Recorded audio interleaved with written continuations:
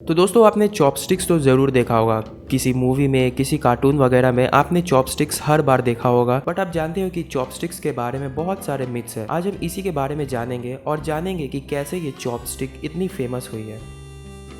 तो चॉपस्टिक का आविष्कार 5000 साल पहले चीन में किया गया था। इससे पहले चॉपस्टिक का प्रयोग लोग इसे खाना को पकाने में सिर्फ यूज़ करते थे, बट जैसे जैसे टाइम बढ़ता गया लोग इसे खाने के लिए यूज़ करने लगे। बट लोगों को कैसे पता चला कि इस लकड़ी से, इस चॉपस्टिक से हम खाना भी खा सकते हैं? कैसे लोगों को जानकारी हुई कि हम इस चॉपस्टिक को खाने के लिए यूज़ कर सकते हैं? तो आइए अब हम इसी के बारे में जानते हैं। उस टाइम में चाइना में पॉपुलेशन बहुत ही तेज़ी से बढ़ रही थी, जिसके कारण शेफ़ लोग जो खाना पकाते थे उन्हें लकड़ियों की कमी होने लगी। तो शेफ़ जो खाना पकाते थे उन्होंने क्या दिमाग लगाया कि उन्होंने फूड को छोटे छोटे पीसेज में काट कर उन्हें पकाना चालू कर दिया, क्योंकि जितनी छोटी पीसेज रहेगी फूड की उतनी कम अमाउंट ऑफ हीट लगेगी उसे पकने में, और उसके कारण कम लकड़ियाँ यूज़ होगी उस खाने को पकाने के लिए। क्योंकि वे जानते थे कि भोजन के टुकड़े जितने छोटे होंगे उतनी जल्दी ही वो पकेंगे, इसलिए लकड़ी की यूज़ कम होगी। और अब छोटी आकार मतलब छोटी फूड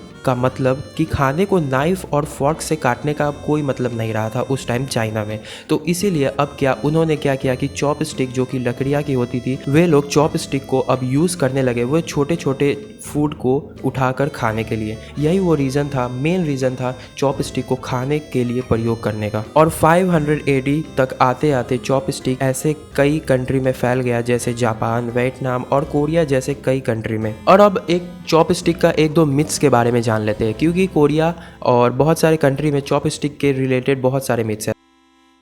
तो सबसे पहला मिथ है कि कोरिया में कहा जाता था, the closer you hold your chopstick to the tip the longer you will remain unmarried. आप समझ गए होंगे कि अगर आप चॉपस्टिक को पकड़ते हो तो आपकी जो शादी है वो बहुत ही लेट होगी। तो ये एक मिथ्स माना जाता था। तो अभी मैंने आपको बता दिया चॉपस्टिक के हिस्ट्री के बारे में। अगर ये नॉलेज आपको अच्छी लगे तो वीडियो को लाइक ज़रूर कर देना।